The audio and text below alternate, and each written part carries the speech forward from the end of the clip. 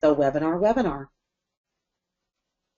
Okay, thanks so much, Allison. Thank you, everybody, for joining us this afternoon or whatever time of the day it is in your part of the world. We're going to jump right in. We have a lot of content to cover today. So to briefly outline it, we're going to talk briefly about the potential of webinar marketing. We assume most of you are here because you're pretty familiar with that already, so we're not going to try to convince anybody that they should spend any more or less time on webinar marketing than they already do. We're going to spend a lot of time understanding what are the problems, what are the challenges that marketers are facing with webinars, and then the lion's share of our time talking about what can you do about those challenges. And we're going to focus a lot on how you leverage CRM tools for this. Now, we're very focused on Microsoft CRM, but the concepts we're covering today can really apply to anything. We actually work with clients using both Salesforce.com and Dynamics CRM. And I can tell you from experience that the concepts work with both of those solutions as well as all the different webinar channels that you might have out there.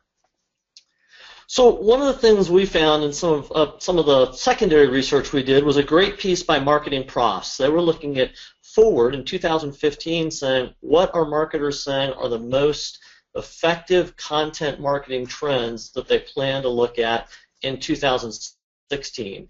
And the top two for those were in-person events and webinars and webcasts. So very interesting. There's a lot of time and attention being focused on events and webinars and webcasts. And although we're primarily focused on webinars today, the same concepts can really be applied to in-person events. We certainly do that too. We just do far fewer in-person events, a lot more webinars, so there's a lot more for us to gain by optimizing what we're doing with webinars as we got into that. So they're a great place to focus content resources. Today, in most marketing circles, content marketing, putting the right content in the right context for your customers to find you rather than blasting messages out, is one of the most important things that marketers need to be doing these days. And when you look at what Marketing Profs said, they said, look, a lot of the tools that we rely on, e-newsletters, blogs, infographics, presentations, all of those are secondary to events in terms of the effectiveness of content marketing strategies.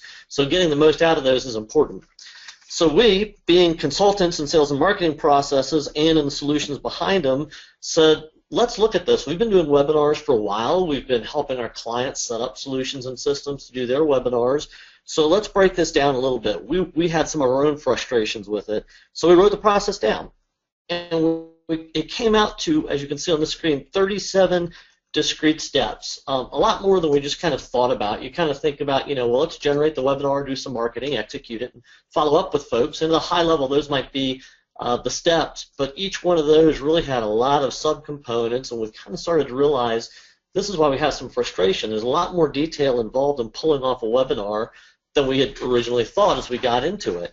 So then we said, well, let's dig a little deeper. Let's do a time analysis and understand really about how much time does it require to pull off a webinar the right way. So we looked at every task and we said, we want to look at how long does it take to plan it, how long does it take to develop the content, how long does it take to market it, how long does it take to deliver it, and how long does it take to do the follow-up and response management behind it. So when we added up all of that time, we said, that's 47 hours per webcast if we're going to do a good job with all of that. And you can see our assumptions up at the top there. It may depend on how big the webinar is and so forth, but by and large, the average seemed to be about 47 hours for each webcast.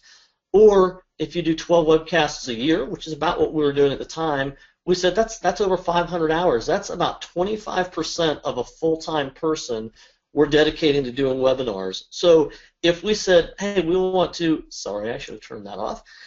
If we want to do, let's say, 4 webinars per month, we're basically looking at hiring a full-time person to do that much webinar marketing content. And we did want to do more. So this is an alarming and frustrating statistic to us. And as we looked at it and looked at some more research from Marketing Profs, one of the interesting things we found, which wasn't a surprise anymore, was although webinars and webcasts were the #2 most effective content marketing tool, they were the #2 least used content marketing tool. So in-person events fell down a little bit from its top position, but really it was kind of a 4-way tie for #2 at that point. Social media just happens to be the rage right now. But webinars and webcasts, people were hardly doing them at all. And it's because they realized the cost of doing these was much higher than the other ones. Not in terms of dollars spent necessarily, but the time commitment was just significant for being out in the marketplace doing webcasts. So people just weren't doing them as often as they otherwise might have done. So our challenge was, how can we do more webinars in less time in 2016? So that's kind of the mantra we adopted as we started going through this process in 2015. So first we took a look at our own process, but we're in a pretty fortunate position because we work with a lot of clients and also use CRM systems and do a lot of sales and marketing planning and follow-up with those. So we can also see what's actually happening with those activities in a number of CRM solutions. And what we found was, because some of the tasks associated with webinar management in CRM solutions are so time-consuming, they really just weren't getting done. So you can see these icons here kind of indicate which ones really everyone kind of thought, yes, these are a part of what we should do with webinars.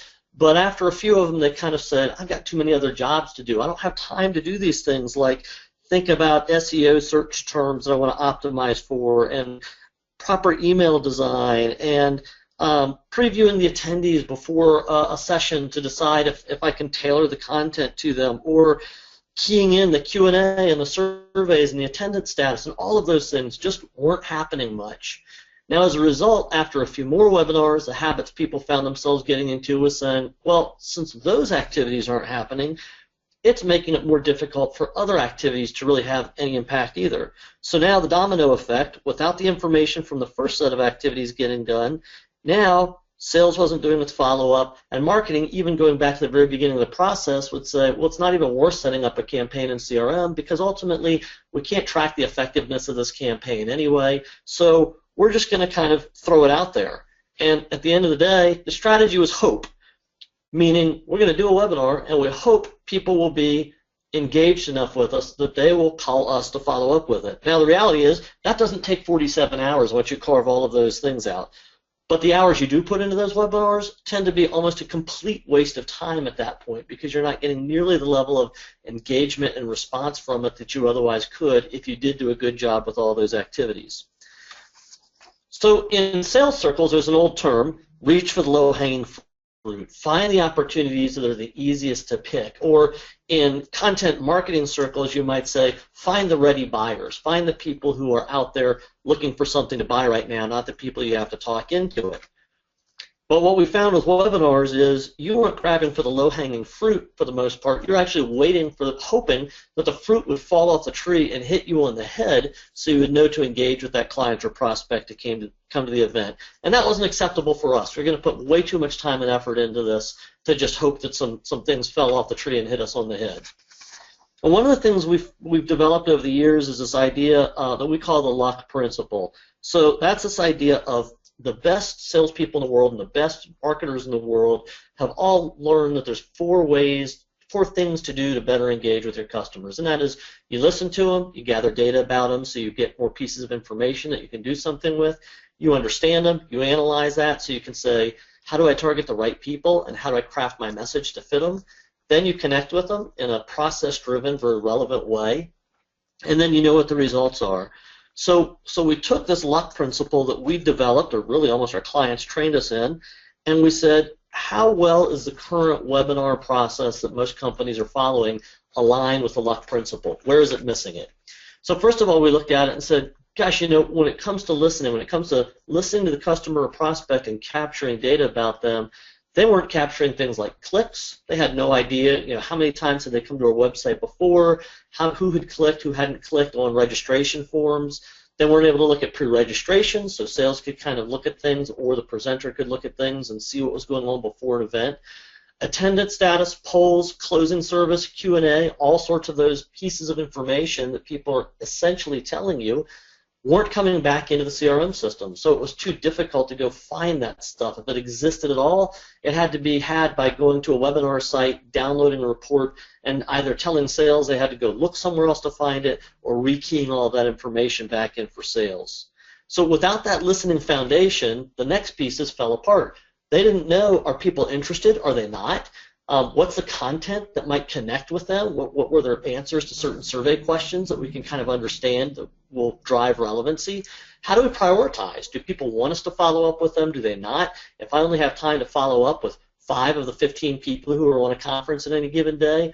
How do I know I'm following up with the right 5? And then in the future, if those folks call me back and want to engage, I lose that focus. I don't know what they did with me in the past, so I can't connect with that and hopefully drive more value for them as you get involved in a business conversation. Then when you go to start connecting, you're not going to bother following up with the visitors at all in most cases. But if you do, you can't speak to the specific needs. So even for us, it was turning into, hey, I know you signed up to come to that session. I don't know if you actually made it or not, but if you did, do you want to talk? And it was becoming an irrelevant conversation. It was taking a long time to gain a hook with the customers who were there who did want to actually connect with us. And then you're forcing the prospect to repeat themselves. And some recent research by, I can't remember the company, but I was just looking at this the other day, 70% of customers and prospects, when asked, said, one of my pet peeves, one of my biggest frustrations is when I engage with a company and give them my information, and then I have to repeat the information again further down the road. So you're actually creating frustration among the people that are already ready to connect with you. And then without any of that, of course, you're not going to know what the results are. You're not going to understand, did this succeed? Did this fail? How can I do it even better the next time around? So it was creating a huge miss, a huge lost opportunity with this idea of listening, understanding, connecting, and knowing, following the basic rules of good customer and prospect relationship building, good content marketing. So what do we do about that? We took a look at it and said, webinars require so much time and are done so poorly for 3 reasons. Number one, it's the people. Too many people have to do too many tasks that they don't want to do, or they're just administrative and that they're really overqualified to do. So the way one of our clients put it to us recently is, look, we invested in a CRM system so we could put it to work for me, and I feel like I've been put to work for CRM instead of the other way around. And that's what we hear from a lot of people, not just about webinars, but a lot of other parts of CRM solutions as well. So figuring out how can we get people to do the things that their expertise is needed on and take the things off of them that either other people can do or that technology can do for them. There are process portions of this that can be done differently too. Some of that is simple as just having better checklists and sort of compliance with processes. Other pieces of that are processes that can be automated. So things that can be taken completely off of human intervention and done more automatically for people. So let's take a look at how those break out, a better way to do this. So as we looked at it, we said, how can we enable ourselves to put less time into this overall and far less time for our sales and marketing people who need to spend time on other things and actually achieve measurable results in the process.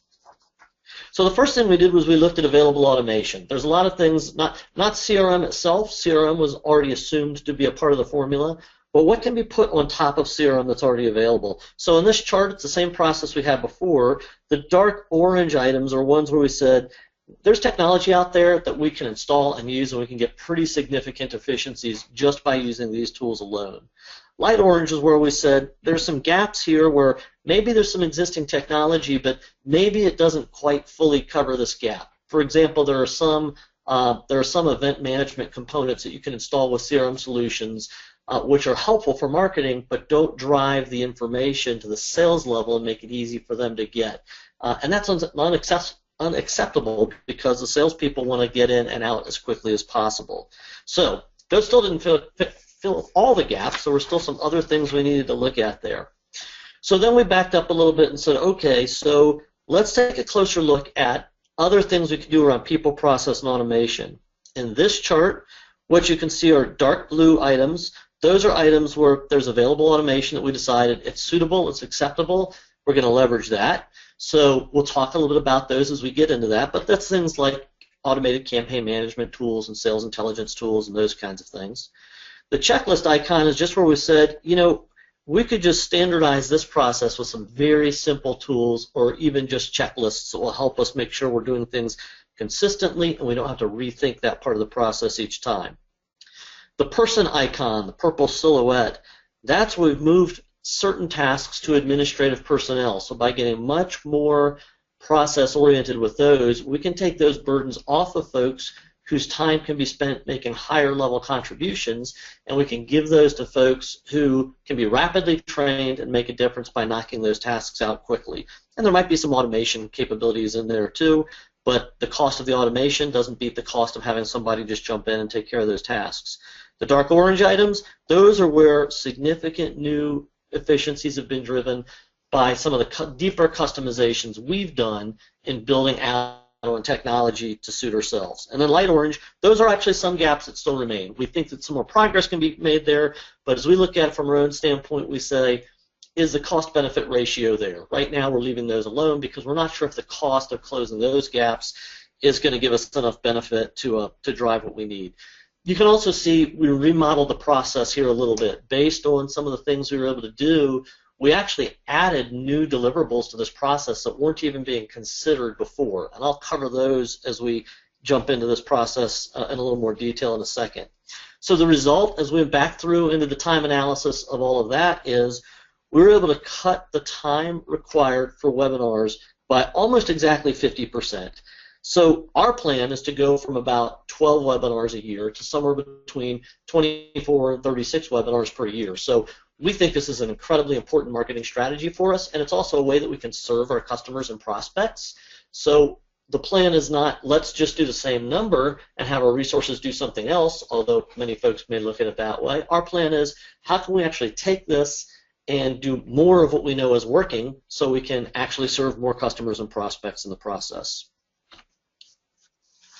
So now marching through each one of these in a little more detail. During the setup step, one of the first things we did is just to create better checklists. So webinars themselves have a lot of subtle moving parts, things we have to remember to do each time and preparing for it and executing it. So we've just created a simple checklist for that. And some of these things will be available in the Twitter feed as downloads, and I'll come back to them at the end again, so you can have access to those if you want to. The next thing we did was we customized CRM. So what we did was we said, let's take this existing thing in CRM called a campaign, but let's actually create the ability to deploy events easily with it. So in our CRM, what we do is Allison, who introduced this, actually will go in, she'll create a new campaign, she'll designate it as a webinar or a live event, and she'll decide when she wants to release it to the web. Now, when she does that, she'll also type in the full description for it. She'll actually add an icon in CRM. So in our dynamic CRM, you can just click a button and bring an icon into the record. And then when she's ready, she will say, okay, put it onto the web. When she does that, automatically several things happen. First of all, if you go to events.c5insight.com, you may have gone there to sign up for the session.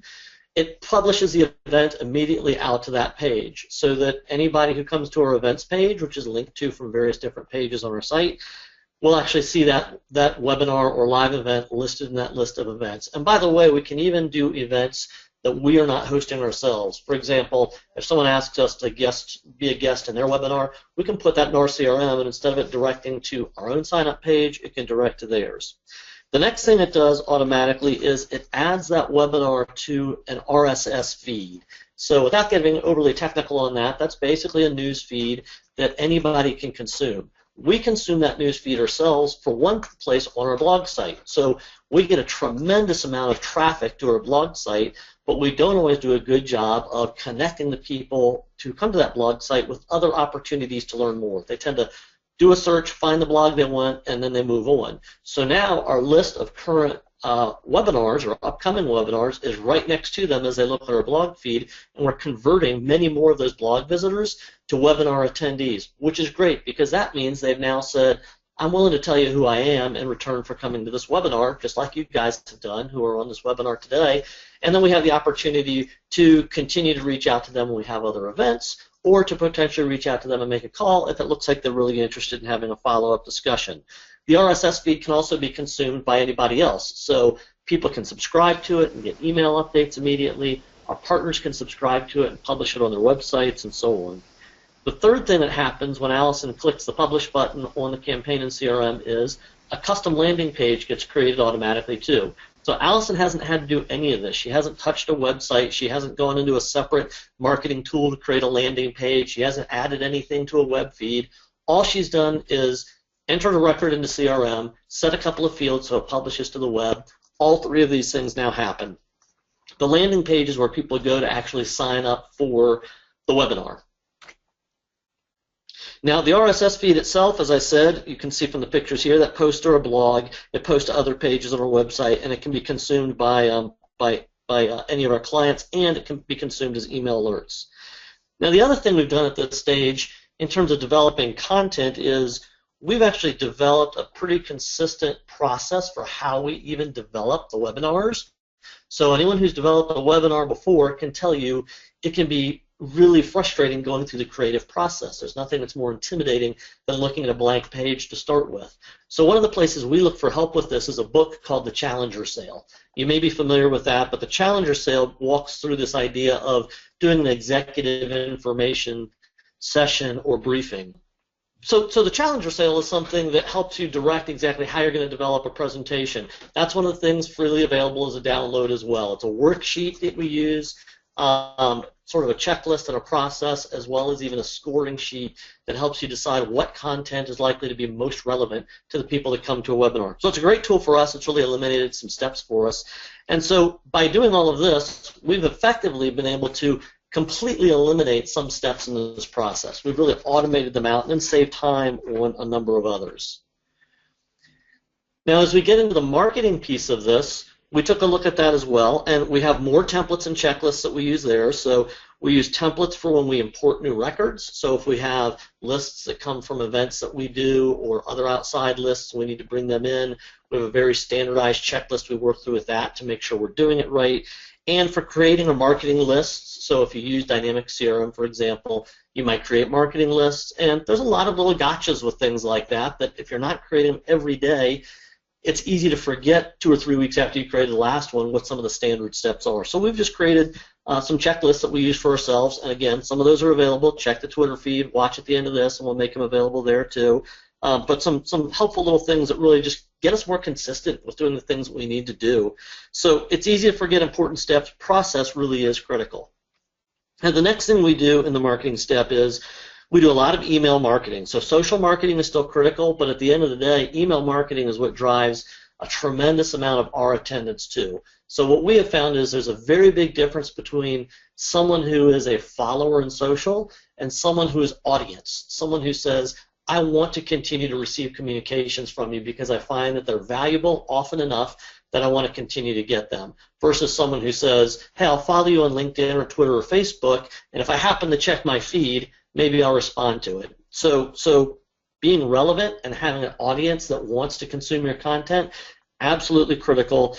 Email, the tool we use for email is Click Dimensions. If you use Dynamic CRM, it's a great tool. It can be built right into it. If you're not using Dynamic CRM, there are plenty of other email tools out there for you. We make heavy usage of templates. So as we learn new things about what drives response, we're then able to re-leverage the same templates that are working best with connecting to our audience. So real important thing, and ours is connected directly to our CRM because we need to be able to measure not just that we sent an email out and in a separate vacuum from CRM who clicked and who responded and who didn't, but we want that information directly inside of our CRM so we can score people based on, hey, here's someone who got it, here's someone who opened it, here's someone who actually clicked on something with it, and here's the person who actually went the final step and signed up for that event. So we track all of that. It's visible directly in our CRM.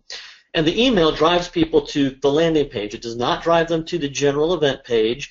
What we found through our own testing is if we say, here's a bunch of events, click here to this page and click the ones you want to come to, we don't get as much response as if we say, click here directly in the email for a specific event, and people come directly to the sign-up page. Now, after signing up, that drives people to a confirmation page, which has referrals on it as well. So on that page, people can actually not only see something saying, hey, thanks for signing up, we got you, but we're also able to say, hey, do you want to recommend this to anybody else? And when people type the names of folks that they're referring into the blanks there, it actually creates new responses, new lead records and responses inside of our CRM system so that a workflow can automatically follow up with those people saying, dear person, this other person you know said this might be relevant to you, so here's an invitation to attend this webinar as well, and click here to sign up. Also on that final confirmation page, we have links to our other open webinars. So although we don't drive people to the general webinar page, as they go through the process, we frequently find when someone signs up for one webinar, they often want to sign up for others, and they can see them right on that page. So we have a lot of folks who will come to a webinar, and when they sign up for that first one, they go, oh, look, there's these other two, and we get them to sign up for 2 or 3 webinars at once. So one thing we found that's really helpful that we've learned from over the years is if you can always have a slew of webinars scheduled. Don't finish one up and have nothing left in the future and then start working on the next one. Calendar out about a quarter of webinars at a time, so every time someone comes to one webinar, there's always more that they can sign up for, and you kind of create this virtuous process. Plus, you don't want to email people for every webinar. If we're doing 24 webinars per year, we don't want to email people twice a month because a lot of them are going to opt out if we're emailing them that much. So we want to make sure they have an option to see a lot of different things at the same time. Now, something else that both of those things do is they have social sharing links on them as well. So all of this, again, one record keyed into CRM, all of this is happening automatically. So now if someone comes to a webinar and they say, sure, I'd like to share with my friends that I'm going to the webinar, one click and they don't need to copy and paste or anything like that. It just opens up that social tool and they can share that post with their friends. Now we come to the execution piece. Now there's not a lot of automation we could do here to save ourselves some time, but even prior to the webinar, we can more easily see who is planning to come. So no more saying, hey, I exported the list from GoToWebinar in Excel, and here it is, sales. Open this Excel up and look at these folks, and if you need to know more, go search for them inside of CRM. No, they can just go to their lead views and say, show me who all has come into the webinar. They can look at it quickly in summary format, and if they want to, they can open those lead records and see a little bit more. Sometimes if it's a client or a prospect they're actively engaged with, they might directly reach out to them beforehand and have a brief conversation and say, you know, let us make sure we get the right content for you while we're here. Other times they might just want to be aware of it. Now the other thing that helps is just a checklist for this. So even with event execution or checklists help. This is a sub-segment of the webinar one that I showed you a little bit earlier. And it just makes sure that the technology is configured correctly, we're doing the introductions correctly. We actually turn on video recording for each of these so that we can, for our content marketing strategy, we're not only delivering webinars, but we have an opportunity to capture that content and turn it into a YouTube video, which becomes another extension of our content marketing strategy. So kill two birds with one stone. Now the real time saving starts to come in the marketing and the sales follow-up step. So on this step, you'll see we've either completely eliminated or significantly reduced almost every single thing that marketing used to have to do to follow up. One click in CRM syncs all the information with GoToWebinar. So we've put a button directly on the campaign inside of CRM. Once the webinar is over, so within an hour of this webinar concluding today, this will happen on our end, that button gets clicked. When that button gets clicked, all the information from GoToWebinar gets slurped into CRM. The registration form, so did this person register or did they not? That's certainly in there. In fact, that gets put in real time as registrations come in. Attendance status, so did they attend the event or did they not attend the event? And you can see that's actually not only recorded in the field, but it's prepended into the subject, so it's really easy for us to see when we look at this list. Show me everybody who attended so I can look at them first. Any polls, so you guys answered a few poll questions a little bit earlier on.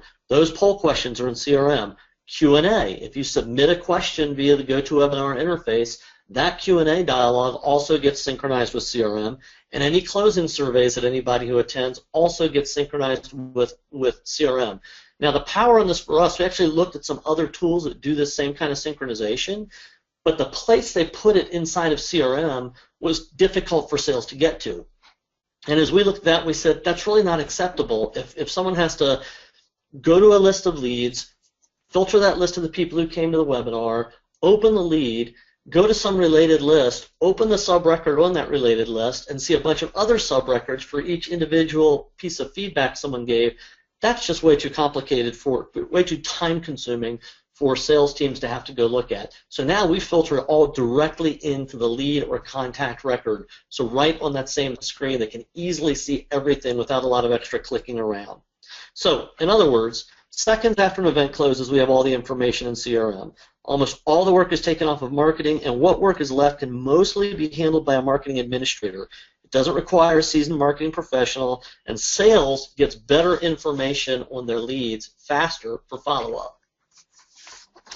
Which brings us to the sales follow-up piece. So what do those tasks look like? Again, you'll see here many tasks eliminated or reduced, but we've also added tasks in this case, because there are more things we can do now that add more value, and we can still do this in less time. So let's look at what that looks like.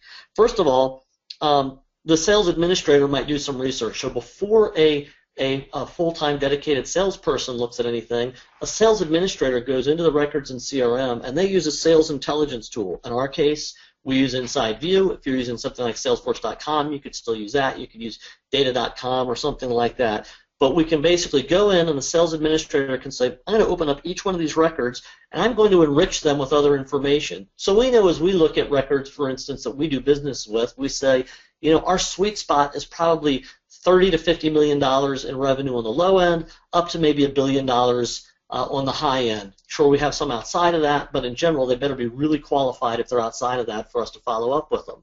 So the sales administrator can quickly look at that and say, bring that information directly into CRM so that when the salesperson follows up with it, they have that information at their fingertips. And the sales administrator even does some of their own pre-qualification to help decide which of these records the owner should call. So with one more click, a little more customization we did in CRM, that sales administrator says, okay, I've evaluated this record. It does make sense for the owner of this record to give them a call. They click one button, and a call gets scheduled for the owner of that record to call that person. So far, the salespeople, the dedicated salespeople, are not spending any time on this. It's a sales administrator who can just get a little bit of training and can take care of these process steps. Now, the next thing that happens is the sales administrator might have looked at this too, but when the salesperson starts looking at it, they can go right to the notes area of CRM, and they can see everything about this record. So here you can see in the notes area, this was a presentation, a webinar we did called the CRM Roadmap. You can see every poll question that was asked, every survey question that was asked, and the answers that were given to each one of those. So before the salesperson even picks up the phone, they're on the lead record. One click over to the notes area, they can see everything that that person shared with us during that event. The next thing that they're able to do is on the call form itself, they can handle faster follow-up calling. So on the phone call form, for those of you who are using a CRM system, and again in our case it's Dynamic CRM, rather than having to remember, okay, I made the call and I type a few notes in here and then I close it as complete, now I got to go click somewhere else to create another call, they don't do any of that. There's a little follow-up scheduling area, and they say, okay, before I click the button saying close this off as complete, I'm going to fill in these 4 fields, and CRM's going to automatically schedule a follow-up call for me. Or they don't fill it in if they don't need to do any more follow-up calling on this one. Next, if that salesperson sees that this is a good company, really qualified, but maybe I'm not talking to the right person, or maybe there's some other people who we should try to nurture within that company as well, they can create a task that goes back to sales administration. So basically that is, hey, add more leads. So with one click, they can say, good company, get me some more people for this company. Back in InsideView, the sales intelligence tool, that sales administrator can go grab 3 to 5 other key records from that company that looks like people that might want to be engaged with us. And the salesperson can automatically schedule what we call a warming and informing, what a lot of people call a nurture or drip campaign. So if they look at something and say, yeah, I had a good conversation, but they're really not ready to engage yet. They're fit to do business with us, and probably in the next 6 or 12 months they're going to be ready to talk more. But until then, we just kind of need to stay on top of them, maybe give them some valuable information. So we've created a number of what we call warming and informing campaigns where we'll say, okay, over a 3 to 12 month period, we're going to send an email every 2 to 6 weeks, and we've predefined some pieces of content to try to get the right stuff that they're most likely to be interested in front of them, so that when they are ready to buy, they'll say, hey, these guys have given us valuable information and they've stayed in touch, and they're really the person I prefer to talk to at this point. So again, one more click without having to remember to come back every month and send another email or make another call, the nurturing campaign kicks off. And that campaign can include reminders to make calls at predefined moments within that as well. So all of that is a long-winded way of saying we've significantly reduced the sales process. So we've taken, for the salespeople, sales administration is something new. It doesn't take a tremendous amount of time for them either because of automation. But between what those administrators do and what's done automatically now, the amount of time sales has to spend following up goes from 14 hours, if they're doing it right, and they hardly ever were, down to 4 hours. And those 4 hours are much more effective than the 14 were before. So in addition to this webinar, we've rolled out a series of free and paid options you can have access to. A lot of this knowledge is here to consume. If you look at our process, if you bring in a tool like a CRM tool and an email marketing tool and a sales intelligence tool and have some good checklists and use some of our own, you'll be able to do quite a bit of this yourself. But if you're looking for someone to add some value to it for you, there's really 4 categories that we offer. So the first is a checklist. Those are free to download. If you follow our Twitter stream today with the C5CRM hashtag, you'll see links to a lot of those resources. You can just click those and download those resources. We also have what we call the C5 Event Accelerator. So if you're a dynamic CRM or a Salesforce.com company, or you're using one of those tools, and you're saying, yeah, we'd like to have these other things automated within this process for us. We'd like to have this better data available. We'd like to reduce the time spent on the webinars. Then you can engage with us, and we can provide you a copy of the C5 Event Accelerator, set that up, and get you trained on it. You can also look at sales administration and marketing administration. So we actually have that as provided as a service. So if you say, boy, yeah, we've got great people here, but we don't need them to be doing those tasks. We'd like to use C5 Insight to do those tasks for us. We can engage with you that way. Of course, you can design your own processes and hire your own people to do those tasks, or we can also just help you design those processes yourself. So if you need someone to come in and look at your business processes and design those for you and give your internal administration people the right process manuals and playbooks to get those things done, that's something else that we also work on pretty well. Thank you for favoriting the tweet. So feel free to engage with us on those things. All of this knowledge is yours for free, whether you engage with those or not, but just like you guys are going to be putting on webinars, hopefully to attract more business to yourselves, that's why we're doing this today as well. So we'd enjoy the opportunity to work with you. Here's some things you can look at right away as some tools. First of all, we have a couple of upcoming events. You've just seen exactly how we put those on.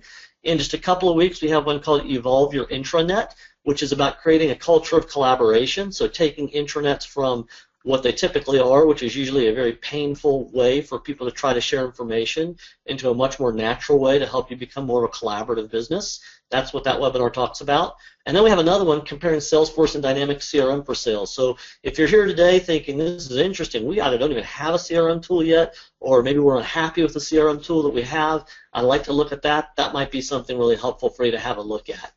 Couple of downloadable tools here, and you've got the links right there for those downloads, the Challenger presentation e-workbook, and a CPR for CRM guide. So if you're experiencing some failure with CRM, the good news is you're in good company. About 60% of companies experience some level of failure with CRM. You can download that tool and learn more about either how to prevent failure or how to escape from a failing situation if you're in one. Those links are also in the Twitter feed, but if you want to copy them down here, you can. I do know that uppercase, lowercase counts on those as well. And of course, if you'd like to just email us and ask for any of those things, you can certainly engage with us that way as well. But we've tried to make it pretty self-service on the website for you as well. So thank you all for attending today. We really appreciate it. We're putting on a bunch of these. I hope that we have the privilege of talking to you again down the road. And if there's anything we can do to be of service to you, we'd love to engage. Thank you again, and enjoy the